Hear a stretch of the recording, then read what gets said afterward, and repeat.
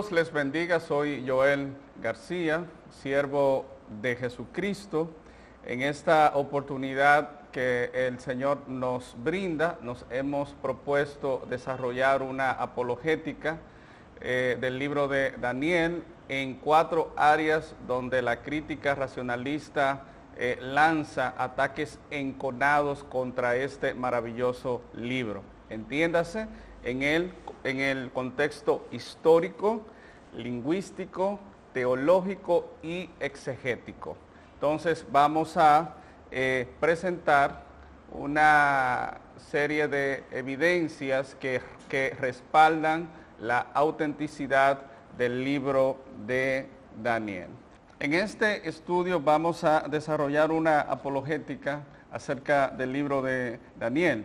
Hay un grupo de críticos que se han dado a la tarea de atacar el fundamento del libro de Daniel porque no pueden asimilar, se les atraganta la realidad de que dicho libro sea una composición que con suma fidelidad proclame o registre sucesos o eventos que con siglos de antelación se cumplieron con suma fidelidad. Este es el caso del libro de Daniel, una fuente fidedigna, es una fuente de una naturaleza cuya procedencia es divina porque tiene el hálito del Dios Todopoderoso. Estos acérrimos enemigos de la fe, comenzando con Porfirio en el siglo III después de Cristo, quien después de leer el libro de Daniel y de considerar de que el libro es exacto, es preciso, esta idea no la pudo asimilar humanamente hablando y comenzó a refutarlo. Por esa razón, él se dedicó a la redacción de 15 libros o tomos. Y en el libro 12º o en el libro 12 específicamente desarrolló un trabajo con la mayor rigurosidad que el intelecto pueda proporcionar para lanzar ataques enconados con un veneno letal en contra del libro de Daniel. Daniel, cuando vaticina, cuando expresa directamente lo que Dios a través de la pluma o de los labios de este auténtico profeta expresó con relación a Antíoco IV Epífanes, un personaje quien es visto como un enemigo no solo de la fe, sino también del pueblo de Dios. Como Porfirio notó, Daniel es sumamente detallista y como Daniel es un personaje del siglo VI antes de Cristo, Porfirio entonces creyó que una persona que haya vivido 4 siglos antes, ¿cómo es posible que pueda profetizar con lujos de detalles realidades que se cumplirían tanto tiempo después? Esa es precisamente la manifestación sobrenatural que de parte de Daniel Porfirio no pudo asimilar. Como Daniel habló de los hechos, de las acciones que Antíoco IV Epífanes lanzaría contra el pueblo judío o el pueblo de Dios, provocó un escepticismo en Porfirio, porque como ya dije, estas realidades no eran fáciles de asimilar para él. Por lo que, como ya puntualicé, comenzó a escribir y a proclamar de que Daniel no es una fuente escrita por el profeta del siglo VI que lleva su nombre, sino que supuestamente el libro de Daniel fue escrito por un seudónimo, entiéndase, un judío del siglo II antes de la era cristiana, que con el propósito de inyectar ánimo a su pueblo, el cual se encontraba bajo una cruenta persecución, bajo la mano férrea de Antíoco IV Epífanes, tuvo la noble intención de dar esperanza en medio del sufrimiento y supuestamente, según el planteamiento de Porfirio, este judío piadoso, entre comillas, adoptó el nombre de Daniel para granjear aceptación y que su composición fuese recibida. El caso es, por más elegante que Porfirio quiera presentar esta idea, no se corresponde con la realidad bíblica, porque Daniel no es un personaje del siglo II antes de Cristo, sino del siglo VI antes de la era cristiana. Por esa razón, cuando Daniel habló de parte de Dios, lo hizo apegado a la realidad tal como él la expresó, porque siendo Dios omnisciente, soberano, perfectamente sabio, le reveló a su profeta con antelación los sucesos o los acontecimientos tal cual como ocurrirían en el tiempo señalado según el plan estipulado por Dios. Como esto milagroso, Porfirio no pudo reconocerlo, ni tampoco lo presentó como una manifestación sobrehumana o suprahumana del Dios creador, diseñador de todo el universo. Sencillamente sembró la semilla de la incredulidad y esta forma de pensar se reprodujo a través de los siglos, a tal punto de que en el siglo XVIII o la época de la Ilustración, o conocido bajo el lema "Atrévete a pensar por ti mismo", los pensadores ilustrados pusieron en tela de juicio todo lo que tuviese que ver con la religión, a tal punto de que también el libro de Daniel fue afectado.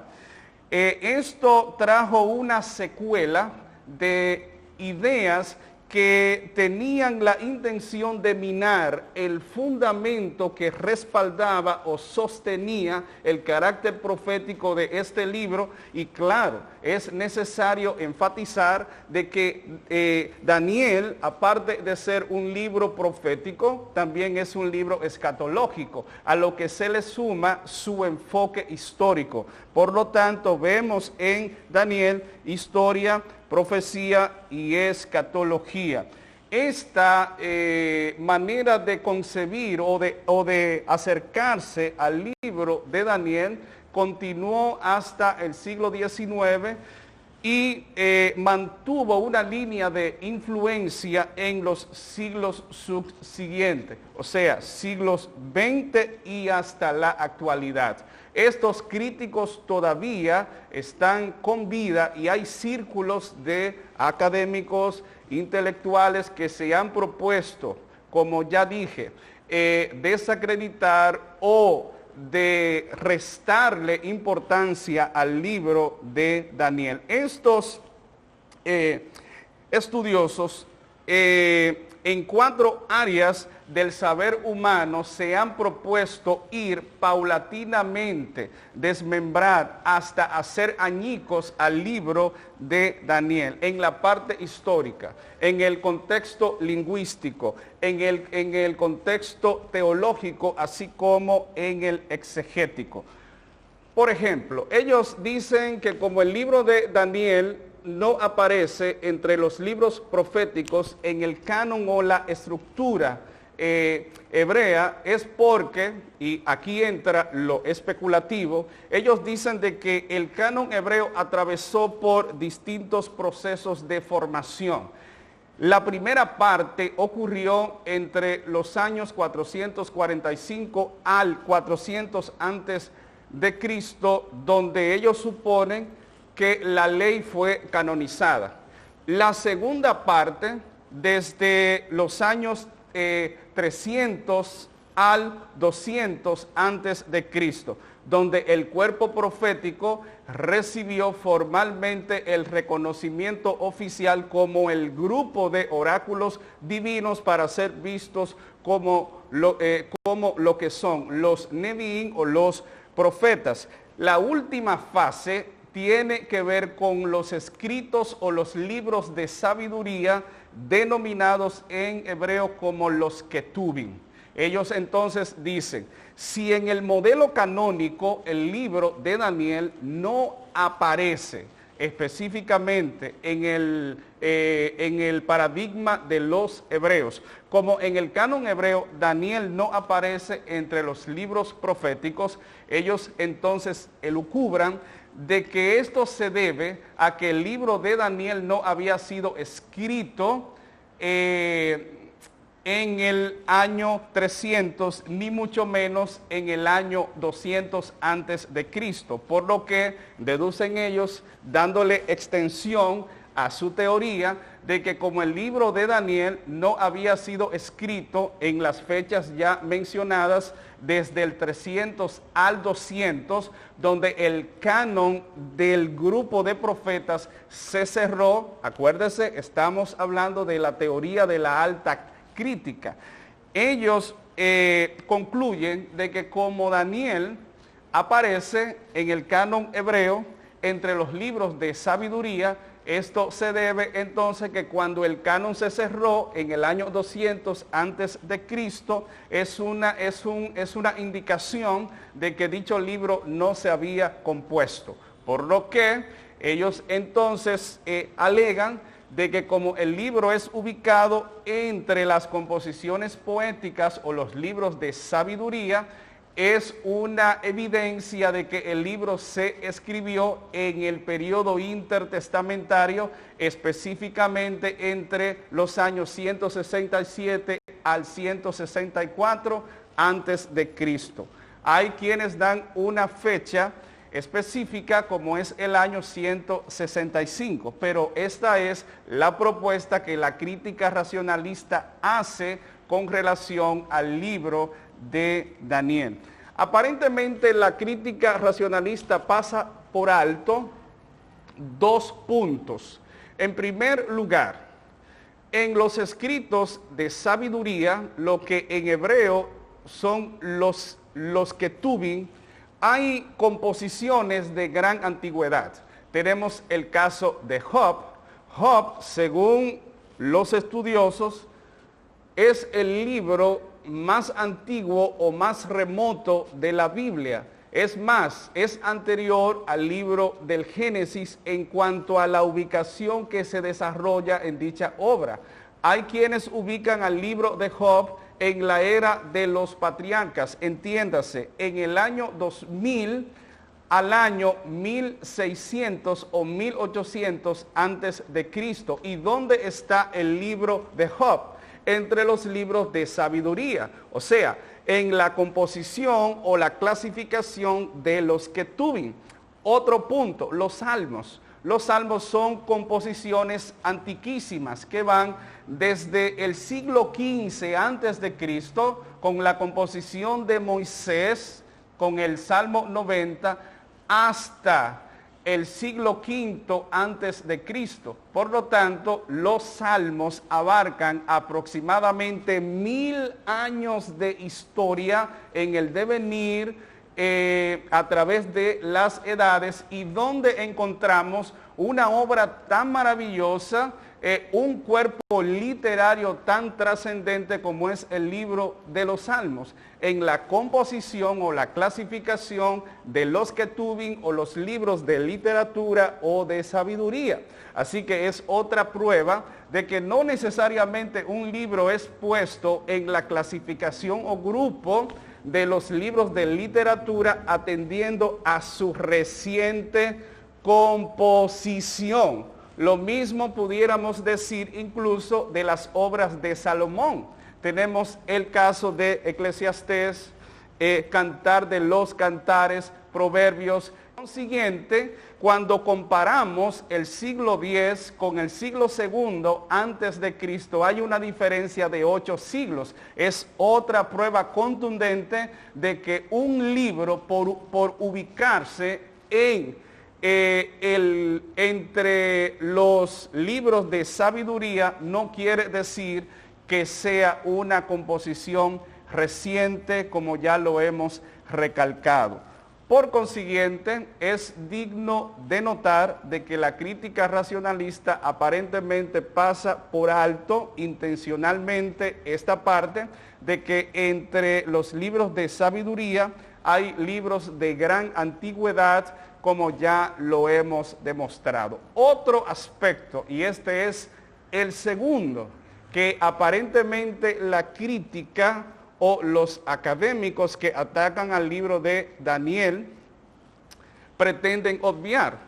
Y es que en la cultura judía es evidente de que ellos hacían una distinción entre los hombres o los profetas que se dedicaban por vocación o por oficio a este sagrado ministerio, y los que esporádicamente profetizaban atendiendo a la necesidad o a la inclinación o la inquietud que Dios haya puesto en el corazón de estos instrumentos. ¿A qué me refiero? Bueno, Moisés, la Biblia reconoce de que fue profeta de Dios.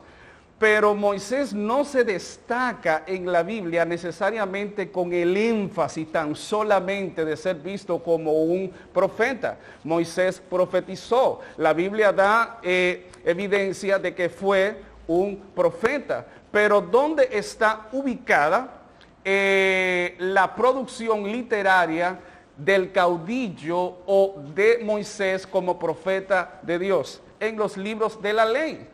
Otro caso es David. David, la Biblia da testimonio de que es profeta de Dios. Pero David no solo fue profeta, sino que evidenció diversas habilidades sobrenaturales de forma polifacética, porque aunque él profetizaba en ocasiones, él se dedicó a diversos servicios. Entre el principal, aparte de guerrero, fue su posición regia. Lo mismo pudiéramos decir de Salomón, lo mismo pudiéramos decir incluso del profeta Daniel. Daniel fue un funcionario, Daniel fue un primer ministro, Daniel fue un estadista, un jefe de estado. Daniel 2:48 enseña de que Nabucodonosor lo nombró gobernador de la provincia de Babilonia. Por lo tanto, Daniel, como ya lo destaqué, era un político por excelencia, era un funcionario del Estado en representación del imperio babilónico, y también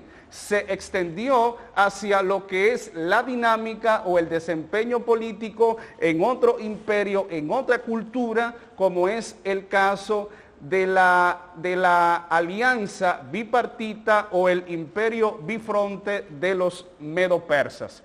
En pocas palabras, Daniel, siendo hombre de Estado, siendo político, siendo funcionario, en ocasiones era motivado o era impulsado por Dios para vaticinar, para declarar, para predecir o proclamar la verdad profética en el tiempo señalado según el plan que Dios haya tenido para con él y para con la nación de Israel. ¿Qué nos dice todo esto? Bueno, que Daniel tenía el don de profeta, Daniel profetizaba, Daniel tenía una función especial, un rol donde Dios lo usaba en esta área, y todo su libro es un testimonio vivo, fehaciente de cómo Dios lo usó. Pero fíjense que cuando nos detenemos a leer la historia de Daniel, aparte de un profeta, encontramos, como ya dije, a un servidor público, encontramos a un administrador, encontramos a un cronista, encontramos a un consejero, encontramos a un sabio, encontramos a un estadista, encontramos a un primer ministro. Por esa razón, en la cultura hebrea era propio establecer esta distinción entre los que se dedicaban al profetismo por completo, a modo de Jeremías, a modo de Isaías, a modo de Ezequiel. O sea, esa era su vida, esa era su vocación. Pero en los casos antes mencionados, ellos, aunque en ocasiones profetizaban, se involucraban en otras actividades porque no solo eran profetas. Por ese motivo, la tradición reconoce de que probablemente el libro de Daniel en el modelo o canon hebreo no se encuentre entre los libros proféticos, sino entre los libros de sabiduría. Otro aspecto, y esperamos en el Señor haber aclarado esta parte de por qué Daniel es ubicado entre los libros de sabiduría y no entre los libros proféticos, y es un punto que la crítica racionalista toma para atacar y decir de que Daniel no es una composición del siglo VI, porque de lo contrario hubiese sido colocado entre los libros proféticos, pero donde está en el canon hebreo, en el paradigma canónico hebreo, está entre los libros de sabiduría, pero ya hemos dado razones de por qué está ahí. Pasemos hacia otro aspecto donde el libro de Daniel es atacado ferozmente. En el libro de Daniel, capítulo 1, versículo 1, dice: en el año tercero del reinado de Joacim, rey de Judá, en Jeremías, capítulo 25, versículo 1, refiriéndose al mismo evento, el texto dice, Jeremías 25:1, palabra que vino a Jeremías acerca de todo el pueblo de Judá en el año cuarto de Joacim, hijo de Josías. Jeremías 46:2 también nos habla del mismo incidente y dice que esto ocurrió en el cuarto año. Entonces, si Jeremías 25:1 y en el 46:2 destaca de que Nabucodonosor sitió a Jerusalén, batalló contra el faraón Necao II en Carquemis y lo venció, y Daniel dice que fue en el tercer año del reinado de Joacim, definitivamente, ¿qué pasó? ¿Tendrá Jeremías la razón o por un lado Daniel erró? ¿O cómo podríamos explicar esta diferencia cronológica en la presentación de un suceso que innegablemente forma parte de los anales históricos y que está registrado en los primeros 11 años del reinado de Nabucodonosor, partiendo de los registros arqueológicos? Entonces, si Jeremías nos habla del cuarto año, acuérdese, Jeremías 25:1 y en el 46:2 ratifica la misma fecha de que fue en el cuarto año, pero Daniel, a diferencia de Jeremías, dice que fue en el tercer año. Entonces, ¿cómo podríamos reconciliar o explicar esta diferencia en cuanto a tiempo? ¿Quién cometió un error? ¿Quién se equivocó? ¿O existe la forma de poder dar razones de que ambos autores dicen la verdad? Veamos. Jeremías, siendo profeta de Dios en la tierra de Judá, escribe bajo un patrón netamente cultural apegado a la manera como los judíos concebían el tiempo y lo contaban. En cambio, Daniel, aunque él nació en Judá, fue llevado al cautiverio en el año 605 antes de la era cristiana, y en un ambiente totalmente pagano como es Babilonia. Fíjense de que Daniel, según lo que nos dice el capítulo 1, versículo 1 de su libro, fue sometido a un proceso de preparación o de formación donde se le enseñaría las letras y la lengua de los caldeos durante 3 años. Por lo tanto, Daniel, siendo un adolescente, adoptó la costumbre o el estilo de vida de los babilónicos. Entonces, ¿cómo influye esto en su manera de contar o de expresar el tiempo? De la siguiente forma. Ya dije que Jeremías escribe desde Judá, o sea, desde Jerusalén. Daniel, en cambio, no escribe desde Jerusalén ni tampoco de Judá, sino que Daniel escribe en un contexto permeado por la cultura babilónica. ¿Y cómo esto influye? En lo siguiente. En Babilonia, a diferencia de la cultura judía, el primer año no se contaba o no se tomaba en cuenta cuando el monarca ascendía a la posición regia. Dicho de otro modo, en el modelo judío, inmediatamente el rey tomaba posición, se sentaba y era reconocido oficialmente como el rey de la nación de los hebreos. Ellos comenzaban a contar o a tomar registro del tiempo que pasaba mientras esa persona ocupaba la posición. En sentido contrario, en Babilonia el primer año, como ya dije, no se contaba, sino que era visto como el año de la inauguración, era visto como el año de la adaptación. Por esa razón, la arqueología, y hay numerosos estudiosos que sostienen esta nota explicativa de que Daniel desde Babilonia hace un conteo del tiempo distinto a cómo Jeremías lo hace.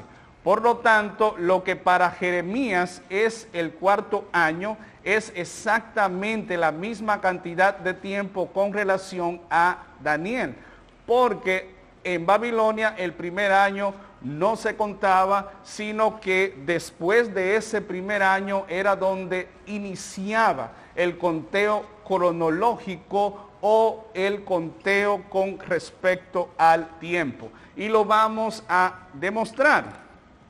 Daniel capítulo 1, versículo 5, dice: y le señaló el rey ración para cada día de la provisión de la comida del rey y del vino que él bebía, y que los criase 3 años.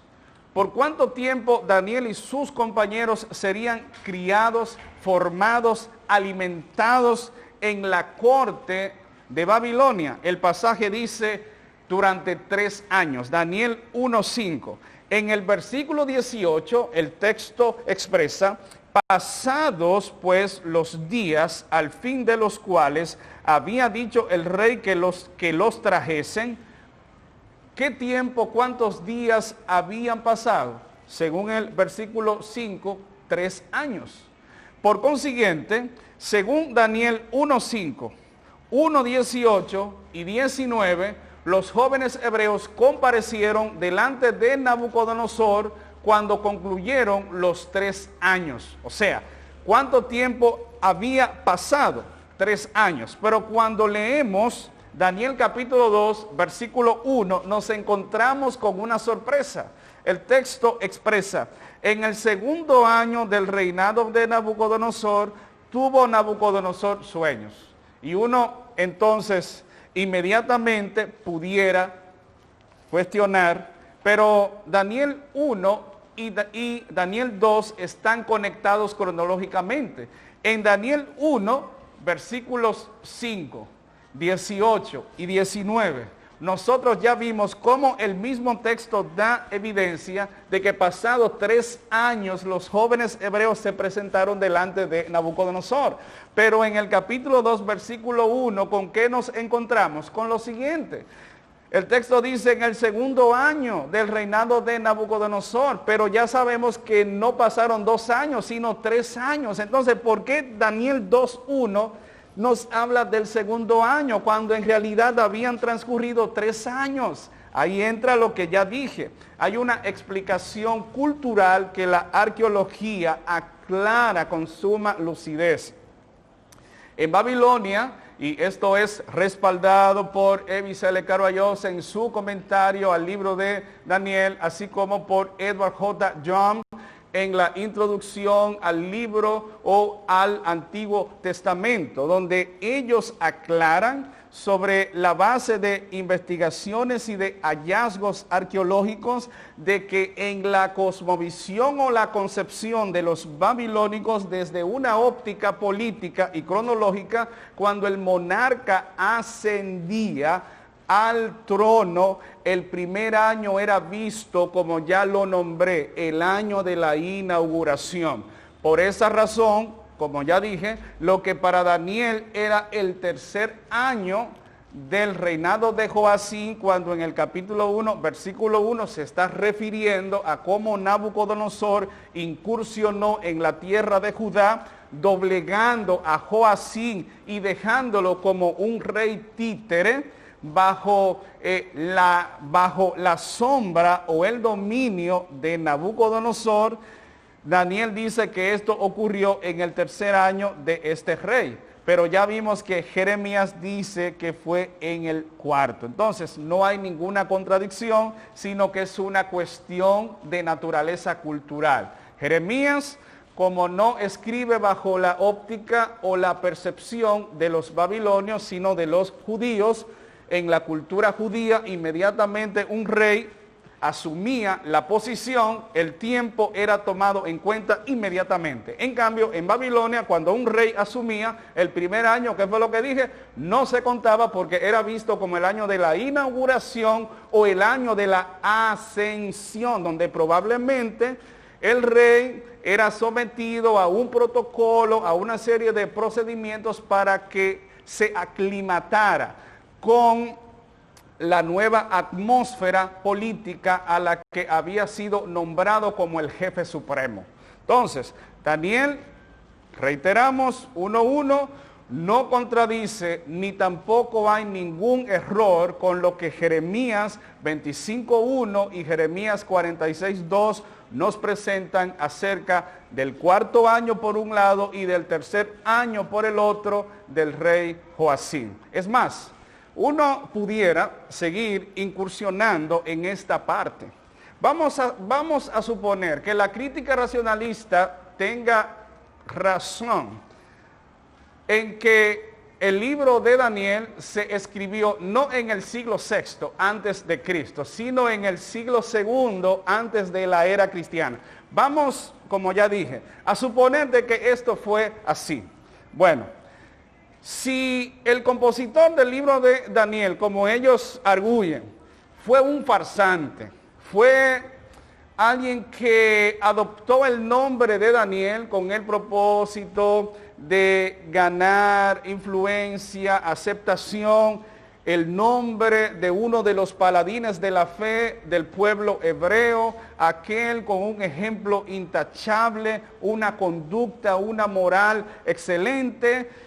Aparece un judío desconocido, asume el nombre de Daniel, escribe bajo este seudónimo con el propósito de animar, estimular para que el pueblo en medio de una cruenta persecución, en medio de la hostigación de Antíoco IV Epífanes, mantenga la fe, mantengan la esperanza y una postura inquebrantable frente al sufrimiento, frente al dolor, etc. Ahora, si un supuesto engañador hubiese escrito el libro de Daniel en esta época, o sea, siglo II antes de Cristo, es común que un farsante intente acoplar totalmente con la o las fuentes formalmente reconocidas y aceptadas en el contexto en el que se mueve. Por lo tanto, si Jeremías ya tiene una reputación demostrada de ser un profeta de Dios, de ser visto como uno de los hombres cuya verticalidad y cuya demostración horizontal del plan del Señor a través de él y cómo su poder fluyó, ¿ustedes creen que un engañador intencionalmente iría en contra de un registro recibido durante tantos siglos con respecto al libro de Jeremías, y en vez de coincidir con lo que dijo Jeremías, que fue en el 4º año, se atrevería no a decir en el 4º año, sino en el 3er año. Francamente, si el propósito era engañar, si el propósito era pasar como una fuente fidedigna, auténtica, genuina, yo diría que dicha persona no se arriesgaría a dar un conteo cronológico diferente a una fuente que ya todos han aceptado. Por consiguiente, Daniel, cuando dice que fue en el 3er año, es una muestra de integridad. Es una muestra de pulcritud y es una evidencia de que un testigo presencial, uno que contempló los eventos del siglo VI antes de Cristo, fue quien redactó este libro, y por esa razón, empapado de la cultura babilónica, dominado por la concepción, por el enfoque de este lugar donde él se encontraba, por eso pudo decir de que fue en el año 3º del reinado de Joacim. Por lo tanto, Daniel, como ya lo hemos dicho, es una fuente auténtica, es una fuente fiable, es una fuente cuya raigambre ha sido demostrada en todo el sentido de la palabra. Entonces, amados hermanos, podemos ir con toda disposición, con toda confianza para degustar un maravilloso libro como es Daniel. Otro punto donde la crítica racionalista dice que Daniel se equivocó. El texto en el capítulo 1, versículo 1, expresa: en el año 3º del reinado de Joacim, rey de Judá. Ya vimos esa parte. Bien. Dice, vino Nabucodonosor, rey de Babilonia. Rey de Babilonia. Psicológicamente subraye esa parte. Rey de Babilonia. ¿Quién? Nabucodonosor. Amados, tenemos que reconocer que en este preciso momento Nabucodonosor era el príncipe de Babilonia, no el rey de Babilonia, pero eso tiene una explicación. Vamos a referirnos a un evento o un suceso histórico, o sea, vamos a contar un poco de historia para aclarar esta parte. Bien, Nabopolassar, padre de Nabucodonosor, era el virrey en Babilonia en representación del imperio asirio, el cual se encontraba en la postrimería o en la fase de mayor decadencia.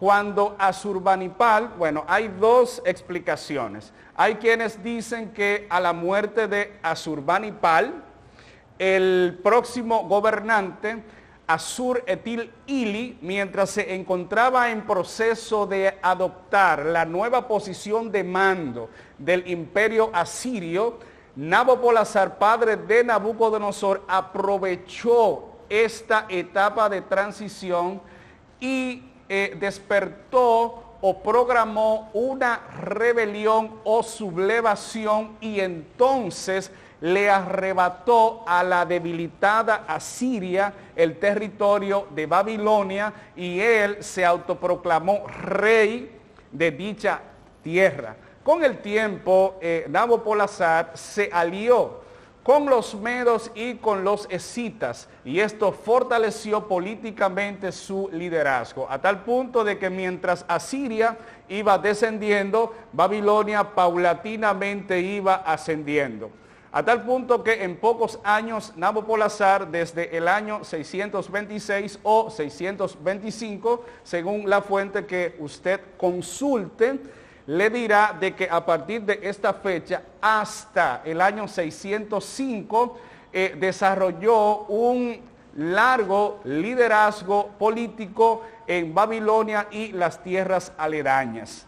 Esto es importante para poder explicar esa frase: Nabucodonosor, rey de Babilonia. Si Nabucodonosor en ese tiempo era el príncipe de Babilonia, ¿por qué Daniel lo nombró rey de Babilonia? Sigamos ampliando. Nabopolassar, padre de Nabucodonosor, reitero, mandó a su hijo a una misión bélica. ¿A dónde? Lo mandó a enfrentarse con el faraón Necao II en Karkemis, hoy Karkamis en Turquía.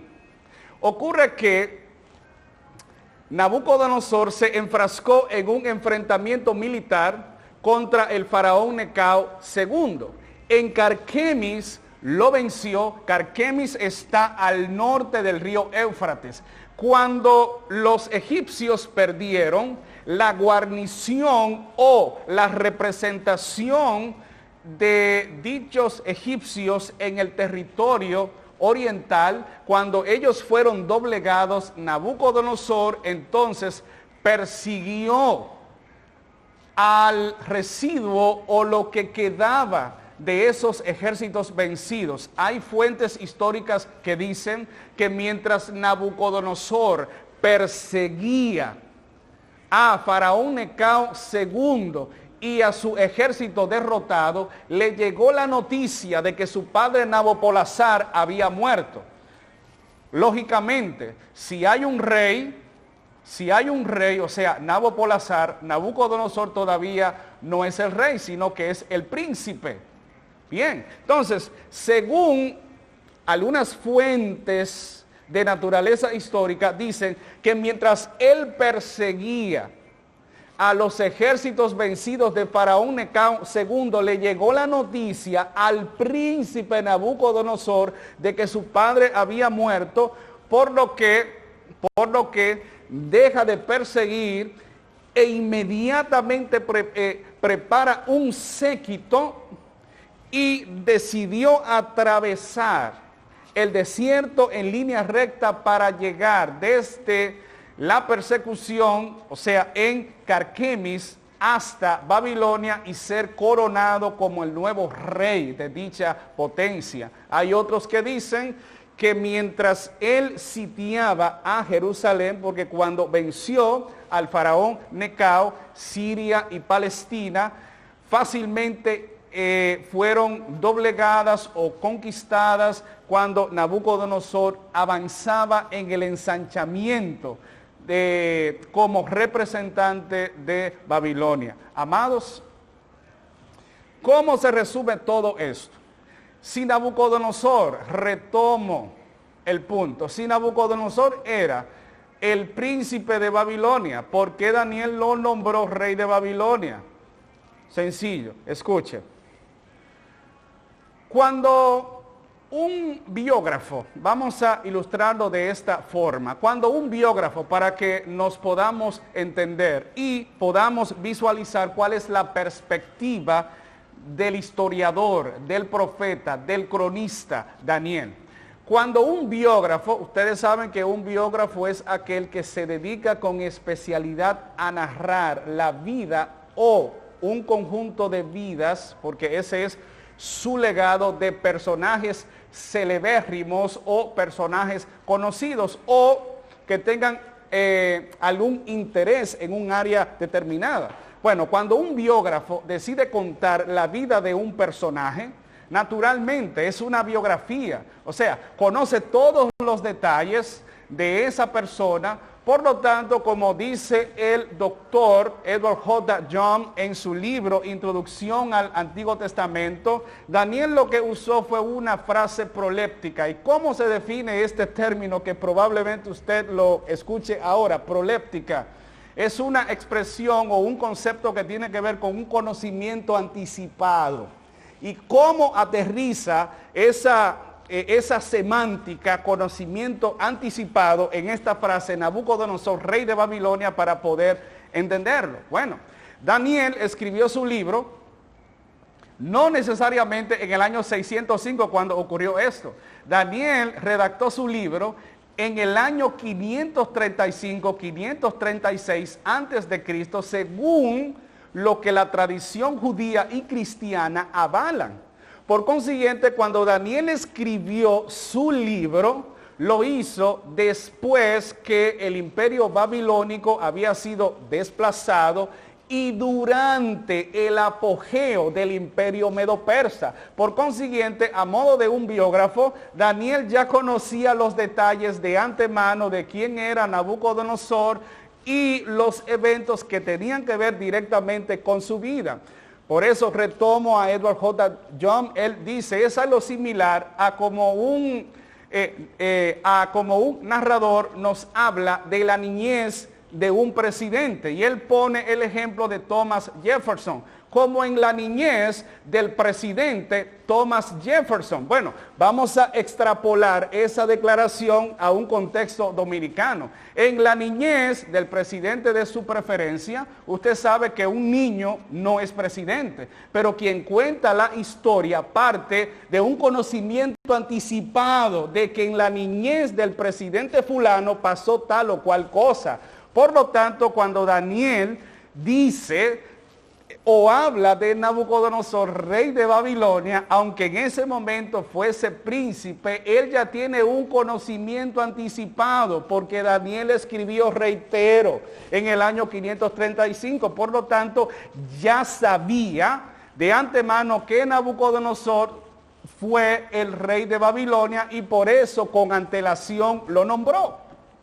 Ven cómo todo tiene sentido cuando uno conoce el contexto histórico y se auxilia hasta donde sea posible de lo que la arqueología nos ofrece en un estudio concienzudo o sistemático de cómo la crítica racionalista acusa a Daniel de ser una composición imprecisa y muchas veces insinúan de que está plagada de errores. Daniel no contiene errores. Daniel es una fuente, ratifico, auténtica, genuina. No es un libro espurio como ellos suponen. No es tampoco un libro bastardo, sino que es un libro que directamente tiene un autor reconocido, tanto por los judíos como por los cristianos, y formalmente fue el profeta Daniel. No un hombre que apareció bajo el formato de un seudónimo en el siglo II antes de Cristo, sino un personaje confirmado por la historia bíblica. Por ejemplo, Ezequiel en el capítulo 14, versículo 14 y en el versículo 20 hace mención de Daniel. Y en el capítulo 28, versículo 3, vuelve a mencionar a Daniel. Cuando Ezequiel mencionó a Daniel junto a Job y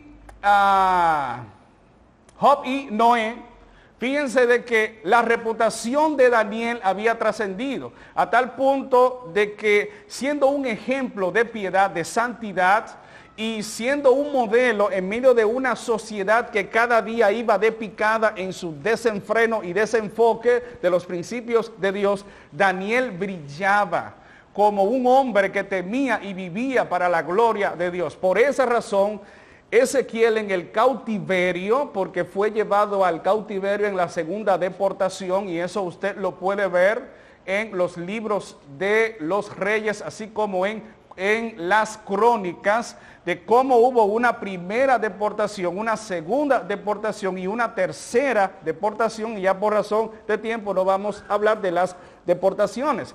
Pero Ezequiel hizo mención de Daniel. Probablemente cuando Ezequiel propuso a Daniel como un modelo de santidad, él tendría entre 25 a 28 años de edad.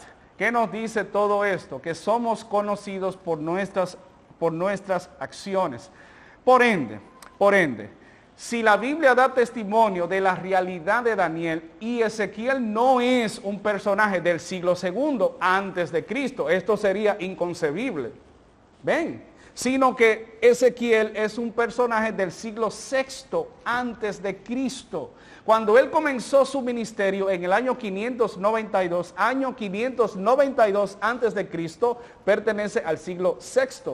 Por lo tanto, si Ezequiel y Daniel fueron contemporáneos, indica de que Daniel no fue un personaje del siglo II antes de Cristo como la crítica racionalista pretende insinuar, sino que fue un personaje del siglo VI. Otra prueba Daniel capítulo 9, versículo 2 nos habla de que él ya tenía conocimiento de las profecías del profeta Jeremías. Y Jeremías es un profeta del siglo VII que pasó su influencia al siglo VI.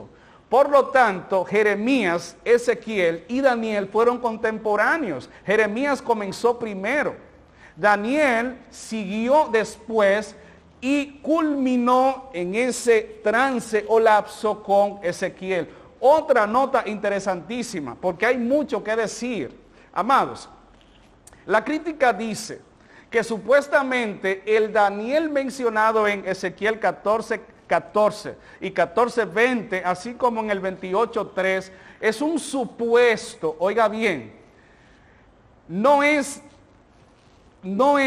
el Daniel conocido por Ezequiel, ni el Daniel conocido por el pueblo judío, sino que los textos ugaríticos nos hablan de un supuesto, no Daniel, sino Daniel. Y ellos dicen que Ezequiel no estaba hablando, me estoy refiriendo a la crítica racionalista, porque es una apologética a favor del libro de Daniel. Ellos dicen que cuando Ezequiel habló de Daniel, no se estaba refiriendo al Daniel que la tradición judía y cristiana conoce como el personaje del siglo VI, sino que este Daniel es un personaje que desempeñó la función, según la fuente que cité, los textos ugaríticos, la función de juez.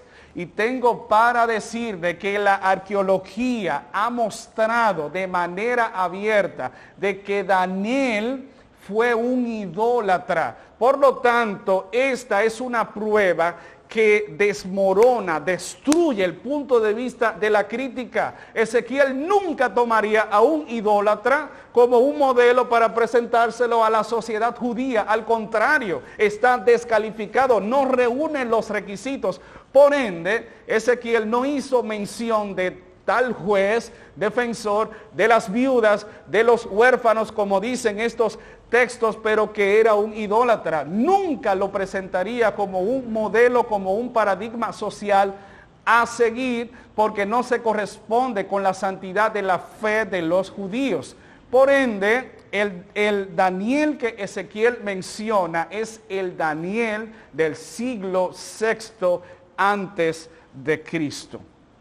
Amados, hay muchas cosas interesantes de este libro. Dice la crítica racionalista de que, bueno, otra cosa, porque ellos dicen muchas, y hace unas semanas yo vi un video de un crítico, porque como les dije, estas personas en la actualidad están vigentes. Escuché a un crítico referir prácticamente muchas de las cosas que les he presentado. Y ellos dicen de que Daniel cometió un error, bueno, otro de los tantos que ellos le atribuyen, cuando utilizó la palabra caldeo para referirse a una casta sacerdotal o a un grupo de sabios, porque ellos argumentan o esgrimen de que la historia demuestra de que los caldeos en el contexto babilónico se refiere desde una perspectiva racial, o sea, para referirse a una etnia, a un pueblo o a una nación, la nación caldea. Pero lo que la crítica, y vamos a darles el beneficio de la duda, lo que la crítica aparentemente está obviando es lo siguiente. Daniel hace uso del concepto caldeo de forma polisémica. O sea, Daniel no lo usa en un sentido monosémico. O sea, no le da un único enfoque, sino que usa la palabra caldeo y cada contexto así lo especifica. Por un lado, para referirse a un grupo o clan o élite de sabios, de intelectuales y de personas cuya capacidad era utilizada en la corte o el tribunal real de Nabucodonosor para recibir sus orientaciones. Daniel capítulo 2, cuando los sabios comparecieron delante del rey, fíjense cómo en el capítulo 2, versículo 2, el texto dice, en el sentido de que Nabucodonosor tuvo sueños, dice, hizo llamar el rey a magos, astrólogos, encantadores y caldeos. En ese contexto, un caldeo es un sabio. Un caldeo pudiera ser visto incluso como un sacerdote de una religión determinada, como un iluminado, alguien con conocimientos especiales en una rama teogónica, cosmogónica. Recuerden de que la literatura de los caldeos era amplísima. Por ende, un caldeo, reitero, en este contexto no era más que una persona o un grupo o un clan o una élite con conocimientos especiales. Pero Daniel, cuando usa la palabra caldeo, no la emplea tan solamente desde una perspectiva racial, sino que en Daniel capítulo 5, versículo 30, Daniel le da un giro y le suma semánticamente a la palabra caldeo. Y no solo la emplea para referirse a un grupo de sabios, sino también en el sentido racial. Fíjense cómo en el capítulo 5, versículo 30 dice, la misma noche fue muerto Belsasar, rey de los caldeos. Belsasar, y ese es otro tema donde hay mucha tela por donde cortar, pero ese lo vamos a ver en la próxima entrega. Es interesantísimo. Este misterio que mantuvo a los investigadores en suspenso durante siglos. ¿Quién es Belsasar? Eso lo vamos a ver en la otra entrega, pero solo para coquetear con su curiosidad. Entonces, Belsasar, según Daniel 5:30, no era tan solamente el rey de los sabios, el rey de los sacerdotes, el rey de los iluminados. No, era el rey por completo de Babilonia. Por eso Daniel no solo usa, reitero, la palabra caldeo para referirse a un grupo de entendidos, sino también para abordar o abarcar a toda Babilonia bajo un enfoque racial, étnico o cultural. Por lo tanto, queridos hermanos, Daniel en su libro usa la palabra caldeo tanto en su acepción religiosa como en su acepción racial. Y está demostrado tanto lo que ellos dicen por una parte como lo que los investigadores de la sana doctrina argumentan por la otra. La crítica dice de que estos sabios, o sea, estos caldeos, fueron colocados como sabios, según ellos, en un tiempo posterior en el reinado de Nabucodonosor, no al principio.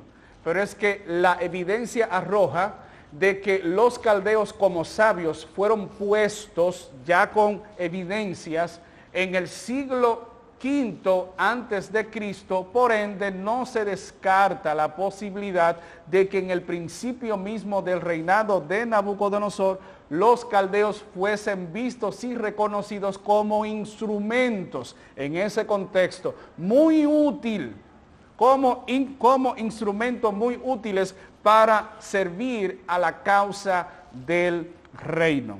Esperamos en el Señor que estas explicaciones hayan sido no solo de interés, sino de mucha aclaración, y que Dios pueda usar este tiempo para fortalecer tu fe y para motivarte cada día al estudio del libro de Daniel.